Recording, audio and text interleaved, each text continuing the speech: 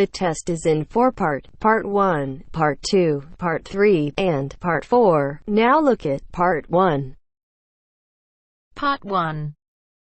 You'll hear a conversation between Alan and Gianna, the office counsellor of a company.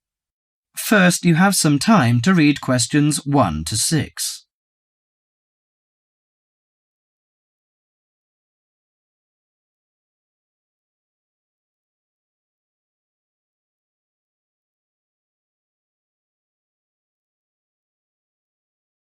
Now listen to the conversation and answer questions 1 to 6. What's up, Gianna? You look like you're in bad shape. Yes, maybe I'll get sick leave from the boss and finally catch up on some sleep. I've barely eaten and slept in days. Those are warning signs of occupational stress. How are things at work? Terrible. After all the layoffs lately, the workload is totally overwhelming for everyone that's left. So I spend every waking moment in the office. I'm kept busy all the time. So you need to take a few minutes break every so often to clear and refresh your mind. But my boss will complain I'm not hard-working. She's so capricious that you can't predict her reaction sometimes. Maybe your boss just doesn't have a clue about how much you're really doing. Keep her updated on your achievements and projects. Also insist that she prioritize everything so you can manage your time better. That's right. I suppose that would help me regain some sense of control, but I'm afraid that she'll take that as a sign of laziness and give me the axe. So take the initiative and hit the job hunting trail now. You'll be surprised at how many opportunities are out there. That's encouraging. Anyway, you should cheer up and get rid of the situation. You know, according to a survey, about 40% of all people find their work very stressful, and 25% develop mental or physical diseases.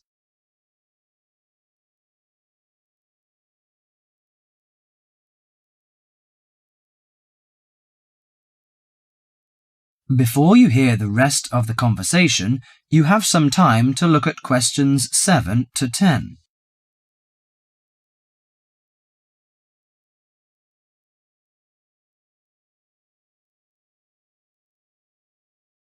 Now listen to the conversation and answer questions 7 to 10.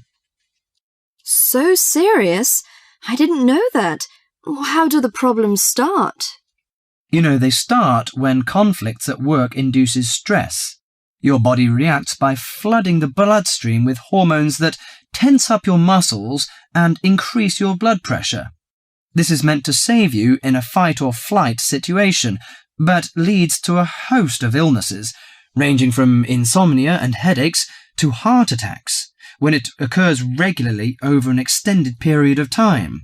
What should I do to prevent such things happening?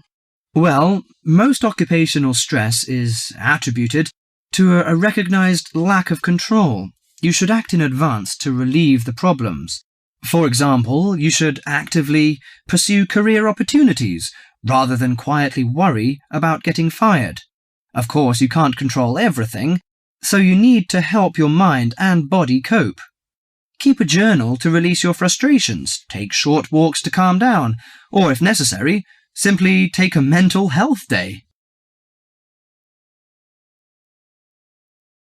That is the end of Part 1.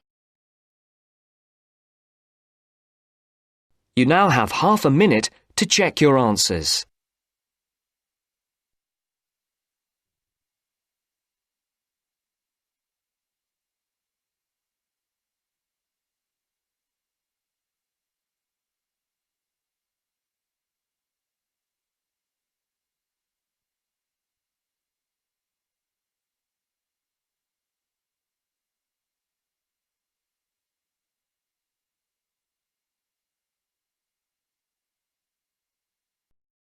Now turns to Part 2.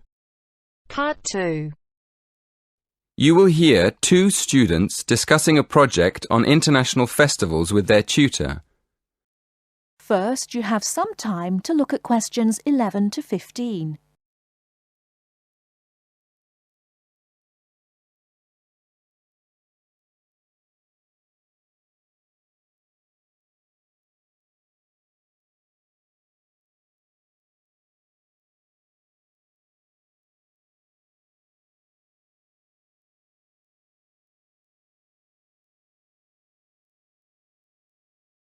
Now, listen carefully and answer questions 11 to 15. Good morning. Shall we start by looking at the topic of your project? So, what have you decided to research?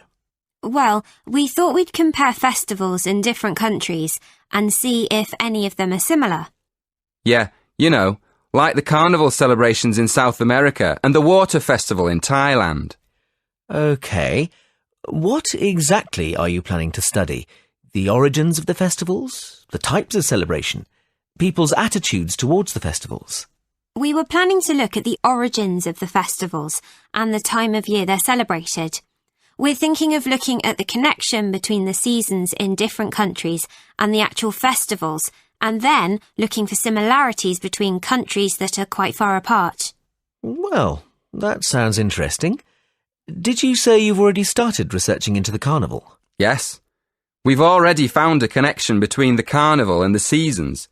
For instance, some researchers say that a very long time ago in Europe, people used to put on colourful masks and costumes at the beginning of the year to celebrate the end of winter, and then they could get ready for spring. Right. And then what happened? Well, as the years went by, the purpose of the carnival changed, and it became a religious festival.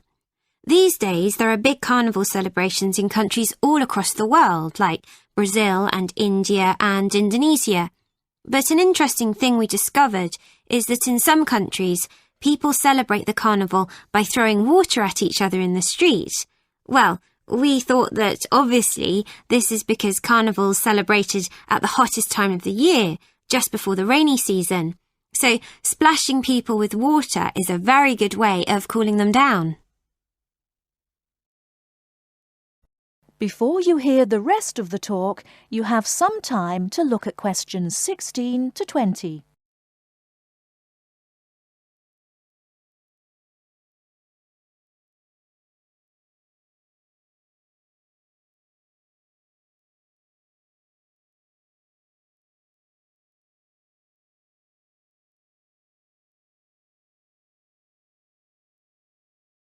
Now listen and answer questions 16 to 20. Now listen and answer questions 6 to 10. Yes, that makes sense. Did you look into any other festivals? Yes, we did. What we're planning to do is more research into water festivals. We found that in Asian countries, where there aren't any carnival celebrations, there are still festivals that involve people splashing each other with water. Actually, we found references to them in Burma, Thailand, Vietnam, China, and Japan. But we also found a reference to a water festival in Mexico. So we thought we'd look into that a bit more and see if we can find any similarities between these countries. We realised that water is more than just a way of cooling people down in hot weather. It also has a lot of different religious meanings and purposes. For instance, we found that in some societies, water can mean life or wealth or just luck. Yes, and another thing we found out is that these water festivals often celebrate the beginning of the new year, just like the original celebrations hundreds of years ago before the carnival. So, up to now, we found that the carnival and the seasons are linked by ancient traditions, and that water plays an important part in the celebrations.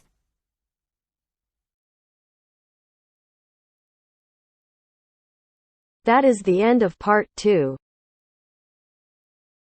You now have half a minute to check your answers.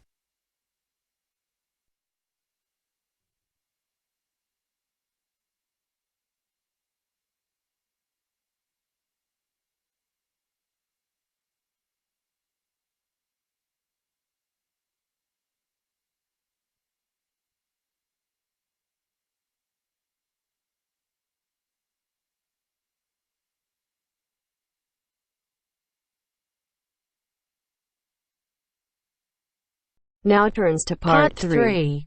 You will hear part of a talk on cultural research. First, you have some time to look at questions 21 to 26.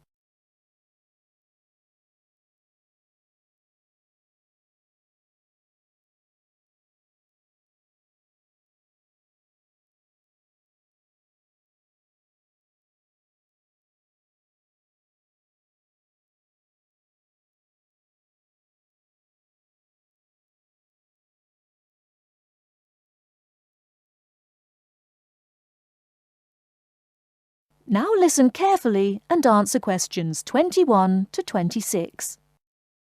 Having referred briefly to the general definition of culture, I want to move on to an example of cultural research in action, a real example of what researchers into culture are doing. This is a study done in 2004 into the global teenager hypothesis. Now, the global teenager hypothesis states that the values and attitudes of teenagers all over the world have become very similar, that teenagers are part of a global culture, rather than a national or a regional one. This study investigated the subject of materialism in 3 different cultures. It asked if teenagers' attitudes to materialism were similar or different in those 3 different cultures. I'd like to go through the main points of this study because I think it demonstrates the interest and usefulness of this kind of research. The research took a sample of 556 high school students of between 14 and 17 years of age from 3 countries. The 3 countries, being also 3 differing cultures, were China, Japan, and the USA. The high schools were in medium-sized cities, and the students came from middle-class areas. There were 172 respondents from China, 168 from Japan, and 216 from the USA. The students were asked to reply to a questionnaire or survey, which consisted of 7 statements. They were asked to say if they agreed or disagreed with the statements. The questionnaire was filled in during the students' regular class time. I'll give you some examples of the statements in the questionnaire. And, by the way, if you want to look into this in further detail, I've got the reference here. Let me see. Oh yes, it's the International Journal of Consumer Studies, Volume 28, Number 4, of September 2004. The first statement was, "It is really true that money can make you happy." Respondents were asked, as they were asked about all the statements, to give their answer on a scale of 1 to 7. 1 on the scale indicated, "I strongly disagree." 4 on the scale was neutral. And 7 on the scale was, "I strongly agree." The second statement was, "My dream in life is to be able to own expensive things." And the 5th was, "Having the right possessions is the most important thing in life." Let's look at some of the results. Before you hear the rest of the talk, you have some time to look at questions 27 to 30.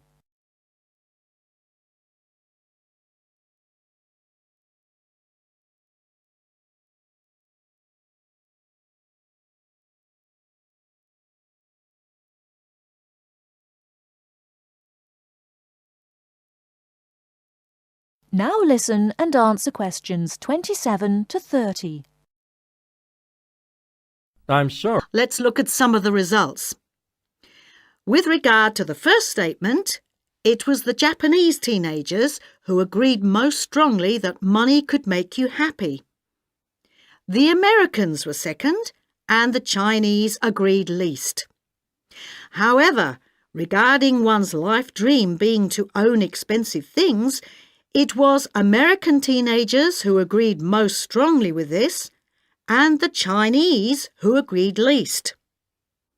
As regards the 5th statement about owning the right things, the Americans agreed less strongly than the other 2 groups.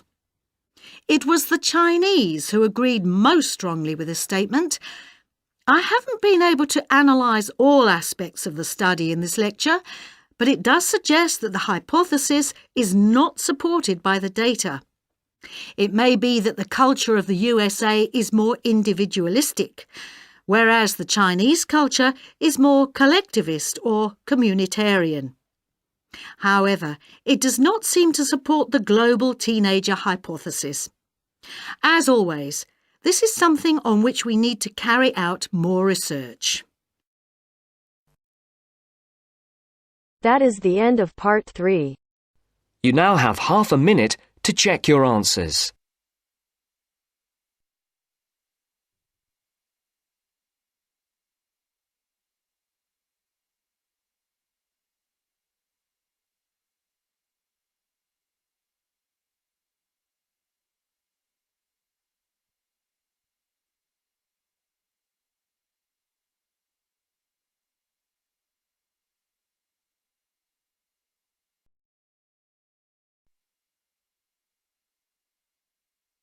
Now turns to part 4.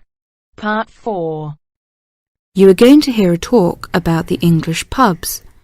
As you listen, complete the notes below. First, you have some time to look at questions 31 to 40.